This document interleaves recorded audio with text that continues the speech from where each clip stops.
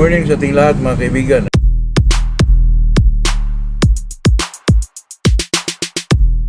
Dito na naman tayo sa ating usapang magmamanok po. Bago tayo mag-umpisa mga kaibigan, ay shout out muna tayo kay Rico Domingo from Isabela, King GBL Game Farm, South Cotabato, Romel Gajardo, Jimmy Lial, Rico Idrulin, at saka itong si Kini TV Vlog, saka itong kaibigan natin na si Pedrito de los Santos Jr. Mga kaibigan, yung naipasip natin na gold Greco na napanalunan ni Alan Nava sa sa Agusan del Norte ay natanggap na nila mga kaibigan. Kaya ako po ay natuwa mga kaibigan kasi naibahagi natin yung breeding natin na kahit lang yung pampubring breeding lang talaga yun mga kaibigan. Natanggap na po at saka alam ko na hindi ho siya doon mga kaibigan, hindi ho si Alan Nava doon kasi yung manok na yun mga kaibigan parang binili na rin niya mga kaibigan kasi ang shipping po ay 3,000 din. Kaya nga ako bago ko pinarapol yung mga kaibigan ay yung may kursunada lang talaga kasi may bayad pa rin po, parang binili mo na rin yun mga kaibigan kasi ang shipping fee ay 3,000 din, medyo mahal din mga kaibigan. Kaya bago ko pinarapol ay talagang sinasabi ko mga kaibigan na may shipping fee po na 3,000 kasi para kusang loob nila na talagang mag-entry sa rapol natin mga kaibigan. Kahit saan ka pa, kahit sa Luzon ka or sa Mindanao ka man, ay talagang maabot sa ating yun mga kaibigan, shipper po. Kaya itong pag-usapan natin mga kaibigan na itong about sa conditioning na 21 days po kasi may sa akin, may nag-comment na, boss, maganda daw yung lamang daw panalo yung yung 21 days conditioning na ibinigay ko po sa sa vlog ko po. At saka sa tingin ko mga kaibigan ay hindi yun ang nakapagpanalo sa iyo kundi ikaw mismo kaibigan kasi ikaw ang naglagay sa manok mo sa comfort zone sa isang manok po. At saka yung mga ganyan mga kaibigan, hindi naman yan kung hindi ka marunong mag-obserba, hindi ka marunong magkwenta kung kailan ba ito i-box, kailan ka magkahig, kailan ka mag-lighting. Kasi naman yung conditioning ko ay nakapokus lang yun sa vitamins kung hanggang anong araw ibigay. Mag-skip lang, mahirap yung mag-kondisyon mga kaibigan, lalo na pag hindi ka marunong mag-obserba kasi ikaw ang naglagay sa manok mo sa comfort zone nila, kaya lumalaban yung manok mo po. Kaya yun lang po, kahit kanino galing ba yung conditioning mga kaibigan, kung hindi ka naman marunong mag-obserba, hindi ka naman marunong magpakiramdam kung ano yung mga nasa nila, kondisyon nila, ay talagang wala pa rin po mga kaibigan. Kaya sa akin po, hindi po ako yung conditioning system na yun ay talagang yun ang nakapagpanalo sa kanya, kundi ikaw mismo kaibigan kasi ikaw ho yung nag-obserba sa manok mo. Kuha na lang yun, given na lang yung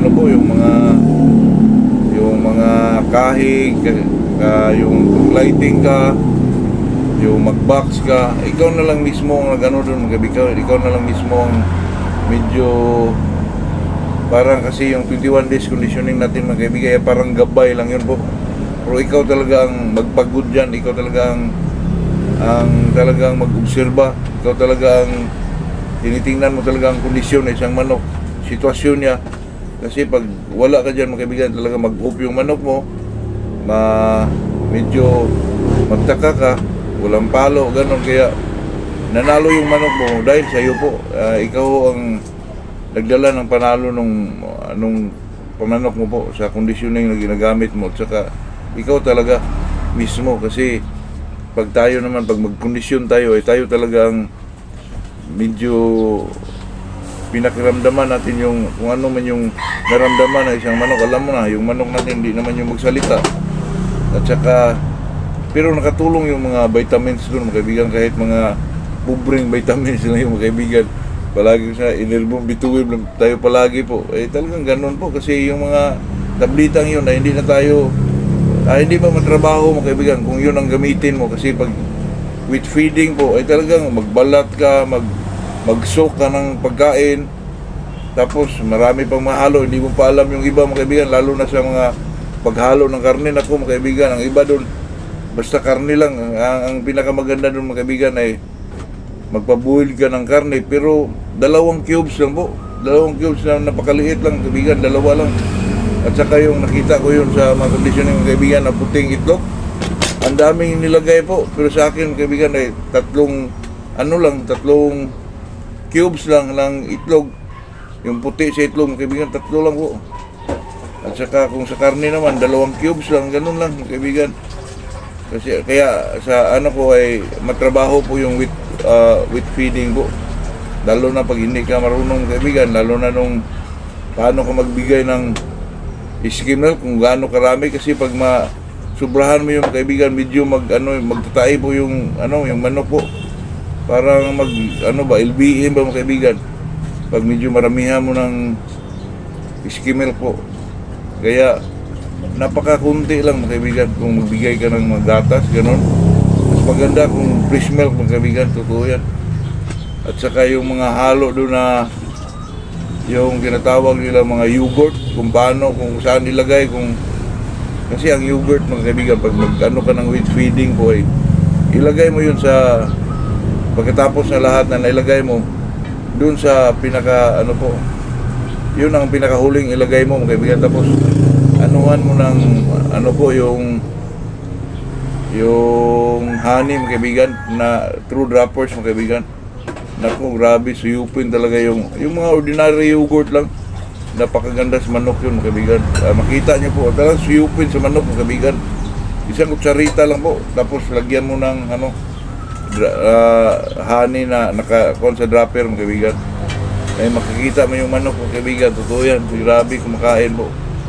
Nagtaka ka, akala ka nga dati hindi kainin niya yung yogurt kasi ibang amoy pero gusto sa manok po. Tsaka high protein yun mga kaibigan. Napakaganda sa manok. Kung ikaw naman, kung wala kang alam kung paano ang pagbigay, yung gaano karami, mahirapan ka mga kaibigan. Kaya tingnan nyo doon sa ko po, sa 21 conditioning ko sa wheat feeding mga kaibigan, makikita nyo doon kung gaano karami itong, kasi may nagtanong sa akin mga kaibigan kung gaano karami yung Dextrose powder. Sa 10 manok po ay 1 kutsara lang. At saka yung wheat germ, isang manok, 1 kutsarita po, yung maliit na kutsarita mga kaibigan, totoo yan. At saka haluin mo yun. Kung medyo dry ng konti, ay sprayhan mo mga kaibigan. Sprayhan mo ng tubig para medyo magbasa siya po. Yun lang mga kaibigan na. Kaya sa akin, kaya palagi kong sinasabi yung Enervon B12 kasi napakadali po.